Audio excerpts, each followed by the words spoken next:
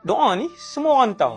Nabi suruh baca 3 kali pagi, 3 kali petang. Simple je. Siapa yang baca 3 kali pagi, 3 kali petang, tidak akan memudaratkan dia sesuatu pun. Dan Nabi bagi syaranan. Adakah bila beramal dengan hadis ni akan dijaga oleh Allah? Ya. Apa yang Nabi sebut kepada orang yang mengamalkan bismillahilladzi la yadurru ma'asmihi syai'un fil ard wala fis sama' wa huwas samiul alim. 3 kali pagi, 3 kali petang. Kata Imam Qurtubi, hadis ini benar secara praktikal, secara ilmu, secara dalil dan apa yang aku alami. Semenjak aku mendengar hadis ni, aku tak pernah tinggal. Sampailah pada satu hari malam di Madinah, aku kena kesengat dengan kalajengking, kemudian aku sakit. Bila aku sakit kena sengat tu, aku pun terfikir, baru aku teringat hari tu aku terlupa untuk membacakan bismillahilladzi. Dengan syarat kita tak pergi cari penyakit lah, bukan pergi cari bahaya. Kalau pergi cari bahaya, saja-saja bismillahilladzi, terjun dalam sungai ada buaya, tetap kena makan.